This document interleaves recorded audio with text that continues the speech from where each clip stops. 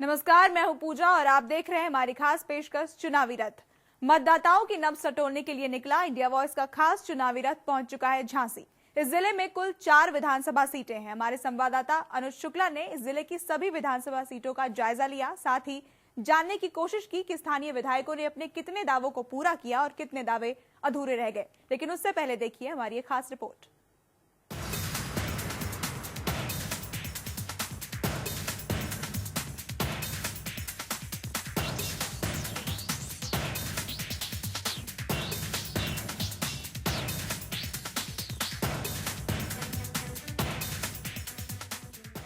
नमस्कार, मैं हूं अनुज शुक्ला। बुंदेले हर बोलों के मुंह सबने सुनी कहानी थी, खूब लड़ी मर्दानी वो तो झांसी वाली रानी थी। चुनावी माहौल जानने के लिए इंडिया वॉइस का चुनावी रथ पहुंच चुका है मर्दानी रानी लक्ष्मीबाई के शहर झांसी में। राष्ट्रकवि मैथिली शरण गुप्त और हॉकी के जादूगर मेजर ध्यानचंद के जन्मस्थली की आपको विकास की तस्वीर भी दिखाएंगे और अगले आधे घंटे में हम झांसी की ज्वलंत समस्याओं को भी उठाएंगे। लेकिन उससे पहले देखिए झांसी पर हमारी खास रिपोर्ट।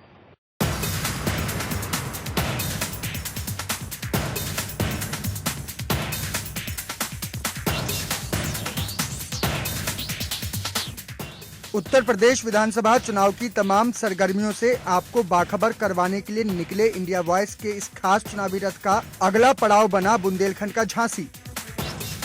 इस जिले में बबीना, मऊ, रानीपुर, गरौठा और झांसी मिलाकर कुल 4 विधानसभा सीटें हैं। 2 सीटों पर जहां समाजवादी पार्टी का कब्जा है तो वहीं एक सीट बीजेपी और बीएसपी के खाते में गई। सबसे पहले बात करते हैं बबीना विधानसभा की। 2012 के विधानसभा चुनाव में इस सीट से बीएसपी उम्मीदवार कृष्णपाल सिंह राजपूत विधायक चुने गए। उन्होंने समाजवादी पार्टी के टिकट पर चुनाव लड़ रहे चंद्रपाल यादव को हराकर जीत दर्ज की। कृष्णपाल को जहां 68,144 वोट मिले तो वहीं दूसरे स्थान पर रहे चंद्रपाल को महज 61,189 वोट ही मिल सके। बबीना के बाद बात करते हैं झांसी नगर विधानसभा की। पिछले चुनाव में इस सीट से बीजेपी नेता रवि शर्मा चुनाव जीतकर विधानसभा पहुंचे, तो वहीं बीएसपी उम्मीदवार सीताराम कुशवाहा को हार का मुंह देखना पड़ा। रवि शर्मा को जहां 67,043 वोट मिले तो वहीं दूसरे नंबर पर रहे सीताराम को महज 58,963 वोट ही मिल सके। झांसी नगर के बाद चुनावी रथ ने रुख किया मऊ रानीपुर विधानसभा का। 2012 में इस सीट से समाजवादी पार्टी की उम्मीदवार रश्मि आर्य विधायक चुनी गई, जबकि बीएसपी प्रत्याशी राजेंद्र राहुल को हार का मुंह देखना पड़ा। रश्मि आर्य को जहां 67,785 वोट मिले तो वहीं उप विजेता रहे राजेंद्र राहुल को 61,137 मतों से ही संतोष करना पड़ा। मऊ रानीपुर के बाद बात करते हैं गरौठा विधानसभा की। पिछले चुनाव में इस सीट से समाजवादी पार्टी के दीप नारायण सिंह विधायक चुने गए, तो वहीं बीएसपी उम्मीदवार देवेश कुमार को हार का मुंह देखना पड़ा।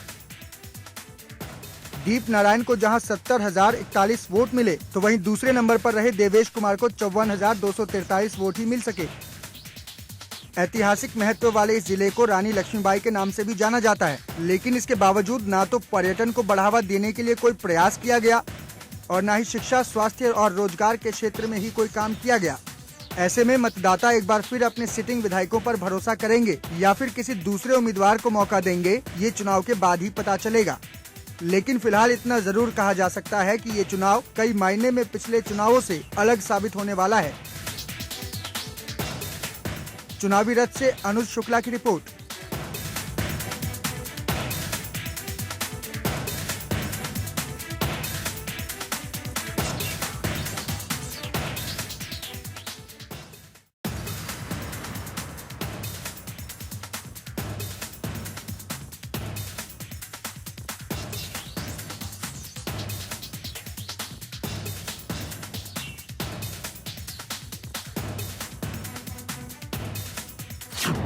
शुरुआत करते हैं झांसी सदर विधानसभा सीट से। अगर यहाँ के सियासी समीकरण की बात करें तो 2012 में ये सीट भारतीय जनता पार्टी के खाते में गई थी। यहाँ की जनता ने रवि शर्मा को चुनकर विधानसभा भेजा था। हम इस समय झांसी के ऐतिहासिक किले में हैं। कुछ यहाँ के स्थानीय लोगों से बात करें उससे पहले आपको झांसी के ऐतिहासिक किले की तस्वीरें दिखा देते हैं। ऐतिहासिक पहलू पर भी बात करेंगे यहाँ के लोगों से और तस्वीर पर भी बात करेंगे। आप मुझे बताओ, सबसे पहले हम झांसी के किले में हैं। ये किला झांसी की पहचान है, अपने आप में एक बड़ा इतिहास समेटे हुए है। क्या आपको लगता है कि उस तरह से किले का रखरखाव किया जा रहा है और उसके आसपास के क्षेत्र का रखरखाव हो रहा है, और इसमें विधायक का कितना योगदान रहता है? देखिए सर, ऐसा है कि ये भारत सरकार के अधीन दुर्ग है और भारत सरकार के अधीन की दुर्ग से ही इस किले के देखभाल मरम्मत कार्य किया जा रहा है। लेकिन विधान के सभा के हमारे जो विधायक जी हैं, आते हैं तो कभी साल 2 साल में आए, घूम गए और चले गए। कि इस मामले में उन्होंने आज तक ऐसी कोई चर्चा नहीं की कि तुम्हारे दुर्ग में कुछ काम हो रहा है, नहीं हो रहा है, कुछ परेशानी है, आपको कोई फंड नहीं मिल रहा है जिसके लिए हम कोशिश करें, आपके लिए कुछ करें, ऐसा कुछ आज तक नहीं किया गया। तो इस बार आपको क्या लगता है कि इस बार के विधानसभा चुनाव में, चूंकि 2012 से 5 साल का वक्त बीत चुका है, क्या सियासी समीकरण बदलेंगे? जनता बदलाव के मूड में है? नहीं, जनता तो बिल्कुल बदलाव के मूड में है। जब जनता को सुखी सारा नहीं मिलेगा तो जनता तो बदलेगी। जनता तो उसको वोट देगी जो विकास करेगा, जो देश का नाम ऊंचा करेगा, जो इस वीरांगना लक्ष्मीबाई के दुर्ग की नगरी वालों को सुविधा देगा, उसी को हम वोट देंगे। ये हमारा चैलेंज है। हम बिल्कुल। देखिए, कुछ और लोग हमारे साथ मौजूद हैं। आप मुझे बताओ कि यहाँ से हॉकी का चैंपियन, हॉकी का जादूगर जिसे कहा जाता है, मेजर ध्यानचंद गए थे। क्या आपको लगता है कि यहाँ के जनप्रतिनिधियों ने, यहाँ के विधायक ने, सांसद ने, नगर निगम ने, किसी ने भी उनकी सुध ली है? उनके नाम पर कुछ काम कराया गया है? माननीय विधायक जी ने तो अभी तक ऐसा कुछ नहीं किया है। माननीय विधायक जी तो बस अपने शहर के विधायक हैं, जहाँ वो रहते हैं वहाँ के विधायक हैं, और उन्हें शहर से कोई मतलब नहीं है। क्यों? क्योंकि वो कभी ना मुस्लिम क्षेत्रों में जाते हैं, ना ही मुस्लिम सभाओं का कोई संरक्षण करते हैं, ना ही मुस्लिमों के लिए कुछ करते हैं। वो तो सिर्फ अपने शहर के विधायक हैं, जो भी करते हैं शहर के लिए करते हैं। आप कहीं पे भी जाके उनका पता करेंगे तो यही मिलेगा आप। मुझे आप बताओ कि झांसी एक जो यूपी के कुछ महानगर हैं, कुछ बड़े शहर हैं, उनमें झांसी का नाम शामिल है। क्या आपको लगता है कि झांसी का पिछले 5 सालों में या उसके पहले भी जो सरकारें रहीं, उन्होंने इतना काम कराया है कि झांसी को में जो आए वो बेटर एक्सपीरियंस लेके जाए? नहीं, पिछली जो सरकार में जो विधायक थे उसमें तो काम हुआ है, मगर जो ये अभी प्रेजेंट में जो विधायक है रवि शर्मा, इसमें ऐसा योगदान कोई झांसी योगदान ना रहा उनका, बिल्कुल योगदान ना रहा। और बहुत सी जगह ऐसी हैं जो अभी भी हालत ख़राब है, बहुत हालत ख़राब है। झांसी के आसपास के क्षेत्र में हालत ख़राब है, लोग पानी को तरस रहे हैं, नलियों की पाइपलाइन टूटी हुई है, दूर दूर के भरने जाते हैं, इसमें जो औरतें हैं, बेचारे बच्चे हैं, सब परेशान होते हैं। हालत झांसी ख़राब है। हाँ, झांसी बदलाव चाहता है और जितना ज़्यादा बदलाव अब होना जरूरी है, क्योंकि बदलाव होगा जब ही झांसी सुधर पाएगा।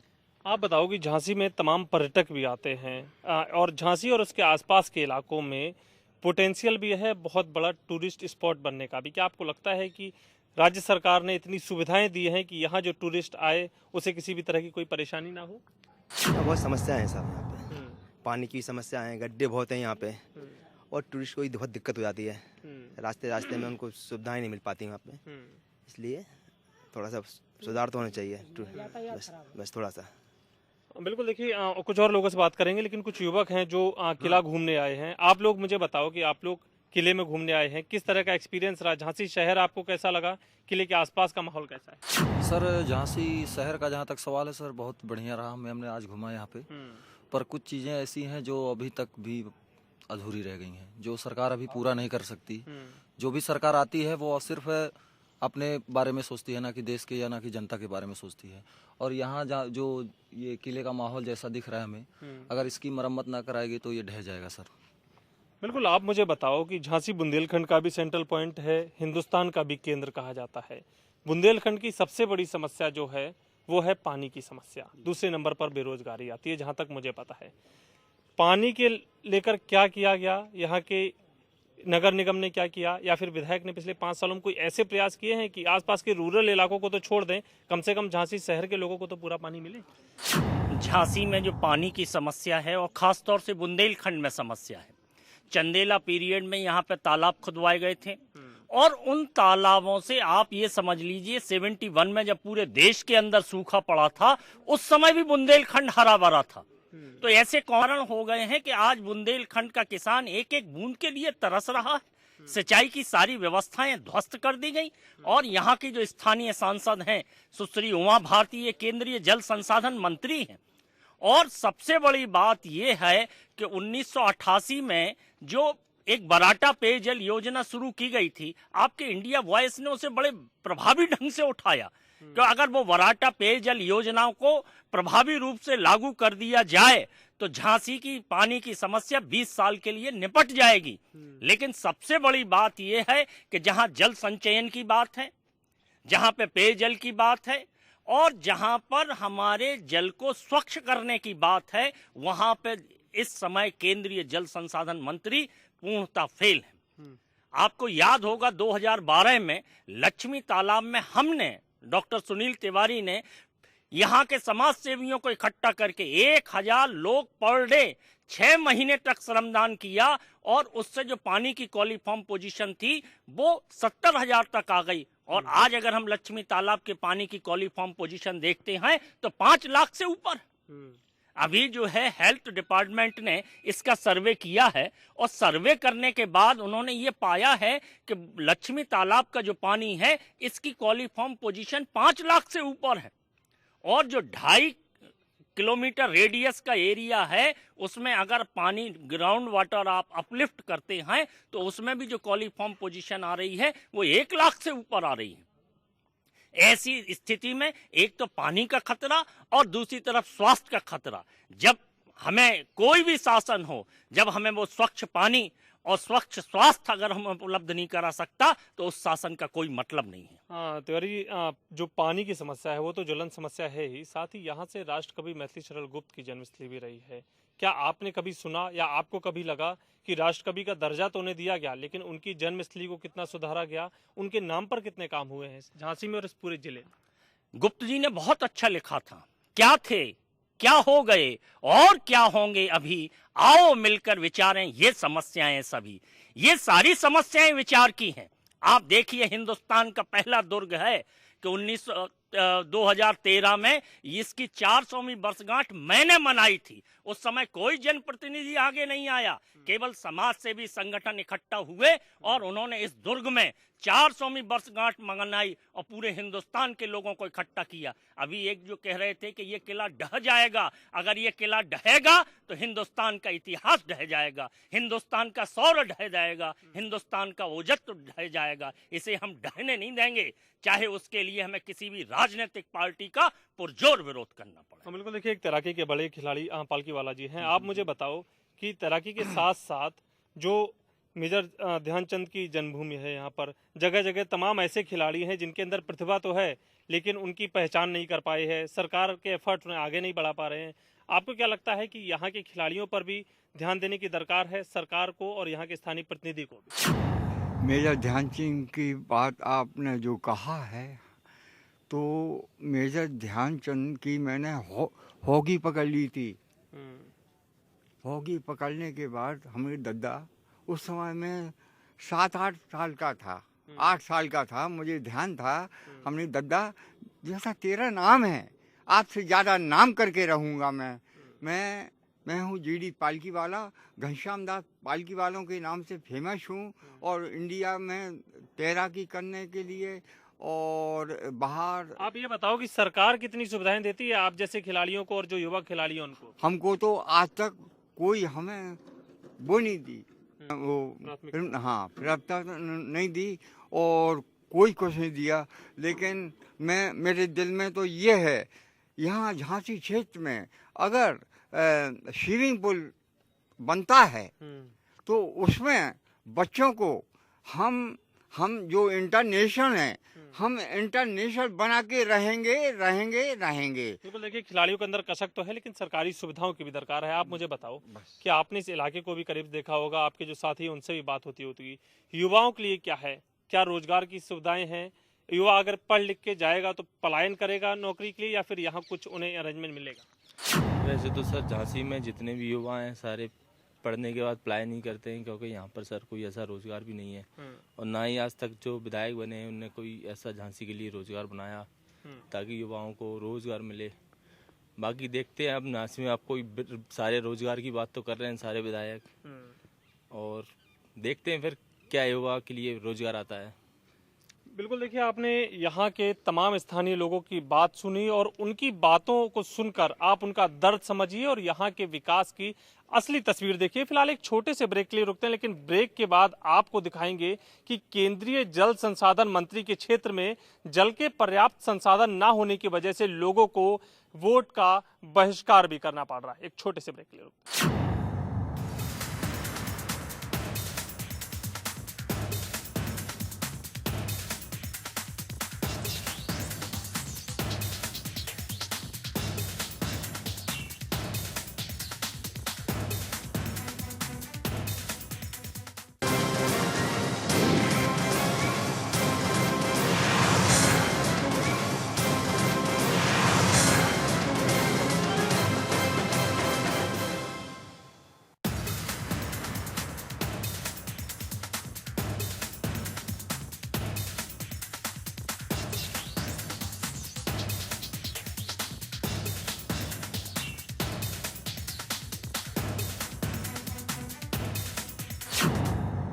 ब्रेक के बाद एक बार फिर से आपका स्वागत है। हमने जैसा कि ब्रेक पर जाने से पहले आपको बताया था कि आपको ऐसे इलाकों की तस्वीर दिखाएंगे जहां पानी ना होने की वजह से लोग इस चुनाव में वोट का बहिष्कार कर रहे हैं। आमतौर पर पूरे बुंदेलखंड में पानी की बहुत बड़ी समस्या है, लेकिन कम से कम सरकारों से ये उम्मीद की जाती है कि शहरी क्षेत्रों में पानी की किसी भी तरह की कोई कमी ना हो। और खासतौर पे झांसी में लोगों को इसलिए उम्मीद रहती है, भारतीय जनता पार्टी का विधायक है और जो केंद्र में जल संसाधन मंत्री हैं वो झांसी लोकसभा क्षेत्र की सांसद भी हैं। तो ऐसे में कुछ तस्वीरें आपको दिखाना चाहूंगा, लोगों से बात करूं उससे पहले एक बोर्ड दिखाना चाहूंगा। ऐसे आपको बोर्ड इस पूरे गुमनावारा मोहल्ले में जगह जगह पर लगे हुए मिल जाएंगे। इसमें साफ तौर पर ये लिखा हुआ है कि तमाम राजनीतिक दलों के प्रत्याशियों का प्रवेश वर्जित है, अगर पानी नहीं तो वोट नहीं।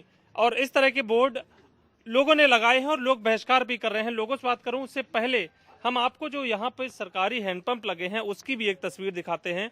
यहाँ लोगों से ही बात करने पर पता लगा, मैं चूंकि देखो हैंडपंप चला रहा हूँ लेकिन पानी का नामो निशान नहीं है। कि केवल इकलौता हैंडपंप नहीं है, लोगों ने ही यहाँ पर बताया कि केवल इस मोहल्ले में ही 70 से 80 इस तरह के हैंडपंप लगे हुए हैं और उसमें 90% खराब है। ऐसे में आप ही समझ सकते हैं कि कितनी विकराल समस्या है। कुछ लोगों से बात कर लेते हैं। सबसे पहले आप मुझे बताओ कि पानी की कितनी बड़ी समस्या है और इस चुनाव में आपने क्या फैसला किया? बहुत बड़ी समस्या है। फैसला ये है चुनाव का कि अगर पानी होगा तो वोट दिया जाएगा, नहीं तो नहीं दिया जाएगा। कब से पानी की समस्या है और किसी ने सुलझाने का प्रयास किया इसे? हमने तो साहब नहीं देखा कि अभी तक किसी ने समस्या का सुलझाव किया हो। आप लोग बताओ जल्दी जल्दी।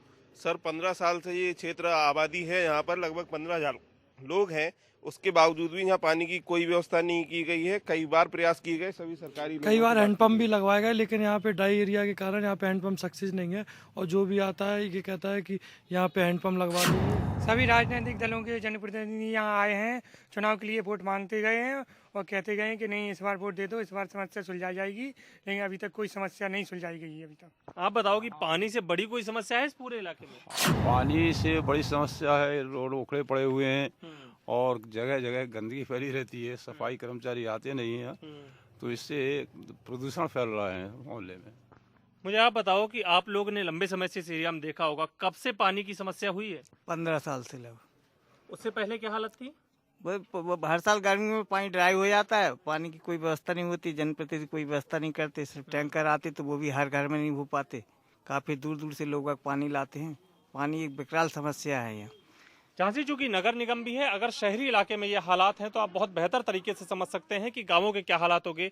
कुछ महिलाएं हैं, चूंकि महिलाएं सबसे ज्यादा जब पानी की कमी होती है तो सफर करती हैं। आप बताओ आपके इलाके में पानी क्या हालत है और किस तरह की दिक्कतों का सामना करना पड़ता है? सर मैं 15 साल से यहाँ पर रह रही हूँ, मुझे पानी के लिए बहुत प्रॉब्लम होती है और यहाँ पर पानी नहीं है। यहाँ जल स्तर करीब 200 फीट से नीचे हो गया है, बोरिंग भी कराते हैं तो उसमें पानी नहीं निकलता है।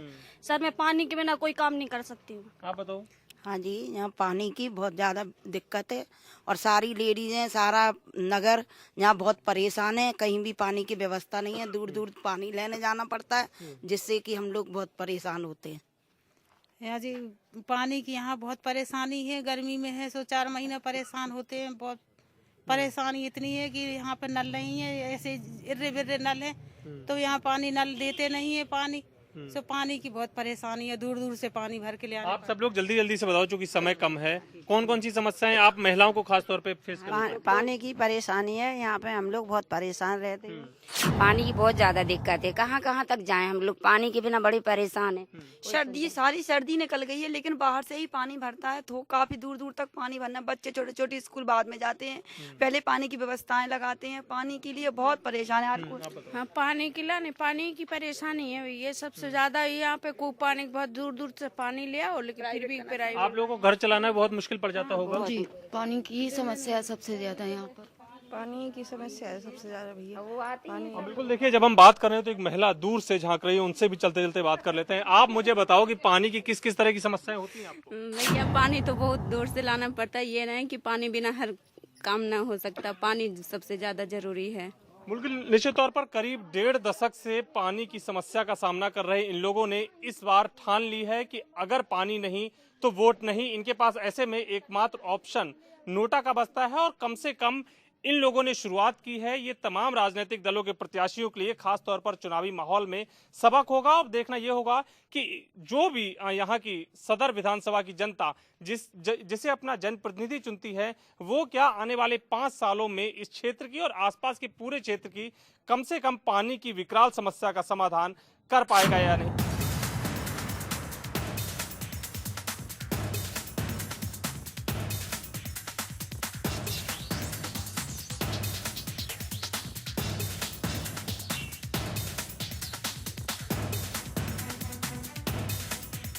हम पहुंच चुके हैं झांसी जिले की बबीना विधानसभा में और इस वक्त हम बबीना के सुकमा डुकमा डैम में मौजूद हैं। कुछ लोगों से बात करें, यहाँ के सियासी समीकरण को जानने की कोशिश करें।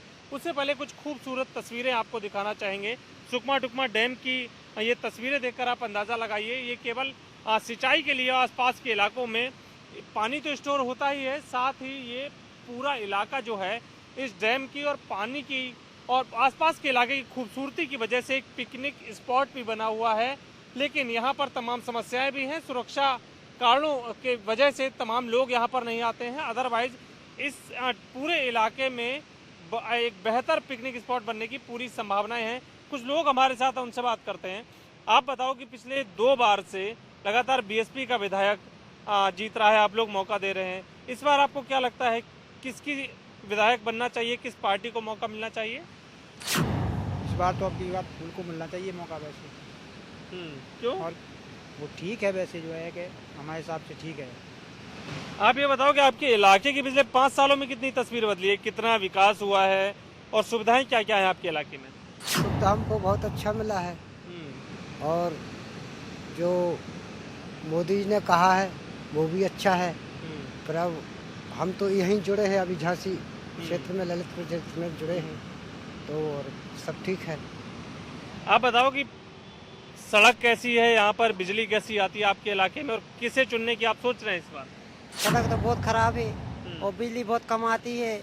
हम इस बार अभी अखिलेश को सोच रहे हैं कि अखिलेश हो जाएगी। लेकिन अखिलेश ने तो 5 साल राज किया है, मुख्यमंत्री है वो, अगर सड़क और बिजली नहीं दी तो दोबारा से क्यों? दोबारा कुछ नहीं होगा, फिर उसको फिर नहीं मिलेगी सरकार, अभी मिल जाए चाहिए सरकार। दादा आप बताओ, आप बहुत बुजुर्ग हैं, आपने बहुत लंबे टाइम से इस इलाके को देखा है, क्या आपको लगता है कि पानी की सबसे बड़ी समस्या है, न केवल यहाँ बल्कि पूरे आसपास के इलाके में, सरकार ने या विधायक ने कोई काम किया है इसके लिए? पानी के लिए बहुत परेशानी है, फसल सूख रही है और हमारे डैम ललितपुर में कम से कम 7 डैम है, लेकिन ललितपुर के क्षेत्र की पूरा वृद्धा क्षेत्र के आदमी परेशान है, नहर नहीं आ पा रही है। आप बताओ कि आप चुनावी माहौल है, बात भी करते होंगे आपस में, किसकी लहर या किसकी बयार बह रही है इस बार के चुनाव में? इस बार के चुनाव में जाए अखिलेश की लहर ज्यादा है, क्योंकि अखिलेश ने किसानों के लिए बहुत कुछ। बिल्कुल, देखिए हमारे साथ चलते चलते बात कर लेते हैं अपने झांसी के संवाददाता इमरान से। इमरान, आप बताओ कि हम इस समय बबीना में हैं, बहुत खूबसूरत नज़ारा भी देख रहे हैं, लेकिन क्या विकास भी पूरे झांसी जिले में चारों विधानसभाओं में इतना ही हुआ है जितना ही खूबसूरत ये इलाका है?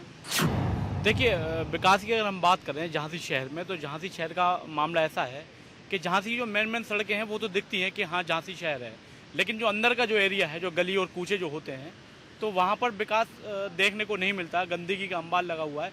वही हाल बबीना का भी है और वही हाल मऊरानीपुर विधानसभा का भी है और गरोठा विधानसभा के। कई गांव ऐसे हैं कि जिन्होंने आज तक बिजली नहीं देखी, कोई गांव पानी के लिए परेशान है तो कोई रोजगार के लिए परेशान है। बहुत संक्षेप में आपसे जानना चाहूँगा, आखिरी सवाल, कि आप घूमते भी हैं, तमाम जनसभाएं भी कवर की होंगी आपने, इस बार आपको क्या लगता है सियासी समीकरण 2012 से किस तरह डिफरेंट है और किसकी लहर है? देखिए, जितनी भी सभाएं अभी तक हमने कवरेज की हैं या जिन पार्टियों की सभाओं में जाते हैं तो वहाँ से एक चीज़ सामने निकल के आती है कि अवाम का और बुंदेलखंड की जनता का इस बार से फिर से रुख अखिलेश की तरफ को लगता है। समझ में तो यही आता है जी। बिल्कुल, देखिए समस्याएं तमाम हैं लेकिन संभावनाएं भी तमाम है। अब देखना ये होगा कि यहाँ की जनता जिस भी सरकार को या जिस भी विधायक को चुनती है वो संभावनाओं को यानी पोटेंशियल को एक्सप्लोर आने वाले 5 सालों में कर पाता है। क्या थे, क्या हो गए और क्या होंगे अभी, आओ मिलकर हम विचारें अब समस्याएं सभी।